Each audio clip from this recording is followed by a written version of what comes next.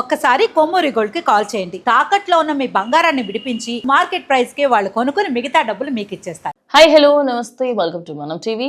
నేను మీ చార్మి. స్కామ్స్ నుంచి దూరంగా ఉండండి, మిమ్మల్ని మీరు అదేవిధంగా మీ బ్యాంక్ ఖాతాలు ఖాళీ అవ్వకుండా కాపాడుకోండి. సో ఈ మధ్య కాలంలో యాక్సిడెంట్స్ చాలా ఎక్కువగా వింటూ ఉన్నాం. కానీ ఈ రోజు మాత్రం నల్గొండ దగ్గర మిర్యాలగూడ ఏరియాలో మాత్రం ఓ డీసీఎం వచ్చి ఒక ఆల్రెడీ సిమెంట్ తోని నిండి ఉన్న ఒక పెద్ద లారీని అయితే గుద్దడం జరిగింది. ఇక దానికి సంబంధించి ప్రజెంట్ నేను విజువల్స్ మీకు చూపెట్టలేను, బట్ అక్కడ జరిగిన ఎగ్జాక్ట్ కథనం ఏంటనే చెప్తాను. డీసీఎం వచ్చేసి ఆ పెద్ద వ్యాన్ని గుద్దడంతో ఆ స్పాట్లోనే డీసీఎం మొత్తం నుజ్జు అయిపోయింది అనమాట. ఇది హైదరాబాద్ నుంచి గుంటూరు వెళ్తున్న క్రమంలో ఇద్దరిలో ఎవరో రాంగ్ రూట్లో వచ్చారంటే క్లియర్గా అర్థమవుతుంది. రాంగ్ రూట్లో వచ్చి గుద్దడం వల్లనే ఇది జరిగింది. రాత్రి సమయంలో జరగడంతో ఇంకా అక్కడ ఎవరికైతే గాయాలయ్యాయో వాళ్ళందరినీ తీసుకెళ్ళడం కూడా టైం పట్టింది. అండ్ ఎప్పుడైతే ఈ డీసీఎం వెళ్ళి దానికి గుద్దుకుందో అక్కడికి స్పాట్లోనే ఒక ముగ్గురు చనిపోవడం జరిగింది. ఆ ముగ్గురు వ్యక్తులు బీహార్కి చెందిన వాళ్ళుగా తెలుస్తుంది. కూలీ కోసము, అదేవిధంగా కూలీ చేసుకోవడానికి, ఇక్కడ వర్క్ చేసుకోవడానికి, అక్కడ పని కార్యక్రమాలకు సంబంధించి వాళ్ళు అక్కడికి వచ్చినట్టుగా తెలుస్తుంది. ఆ వ్యాన్లో ఇంకో 6 ఉన్నారు.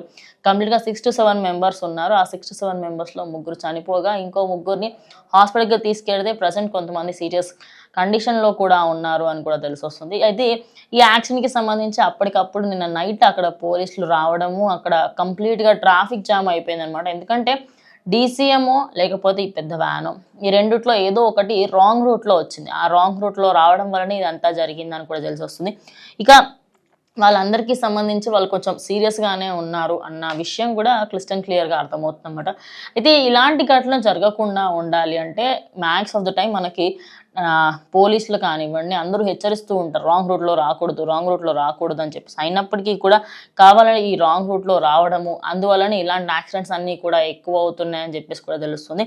ఇక ప్రజెంట్ అయితే ఆ 3 ఎవరైతే హాస్పిటల్లో ఉన్నారో వాళ్ళు ఏమంటున్నారంటే డీసీఎం డైరెక్ట్గా వెళ్ళి గుద్దడం వల్లనే అయింది అని చెప్పేసి వాళ్ళు అంటున్నారు.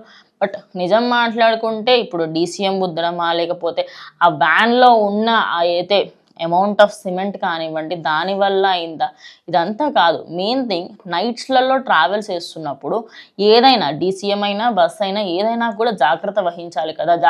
అజాగ్రత్త వహించడం వలన ఇంత జరిగింది. అండ్ అక్కడ పోలీసులు చేరుకునే లోపే చాలా ధ్వంసం అనేది జరిగిపోయింది అనమాట. అండ్ అక్కడ విజువల్స్ నేను మ్యాక్స్ ఆఫ్ ద టైం నేను పక్కన వేయించే ప్రయత్నం చేస్తాను. ఆ కార్ అదేమంటారు వ్యాన్ ఏదైతే ఉందో కంప్లీట్గా ఆ ఫ్రంట్ పార్ట్ మొత్తం ధ్వంసం అయిపోయింది. అండ్ ఏదైతే సిమెంట్ వెహికల్ ఉంటుందో దానికి సంబంధించి దాన్ని అంతా కూడా నుజ్జుగా అక్కడ అంతా పీసెస్గా పడిపోయింది. దాన్ని మొత్తం కూడా తీసే ప్రయత్నం చేస్తున్నారు. సో ఈ నల్గొండ ఏరియాకి సంబంధించి ఇప్పుడు సంక్రాంతి సమయంలో అందరూ వెళ్తూ ఉన్నారు.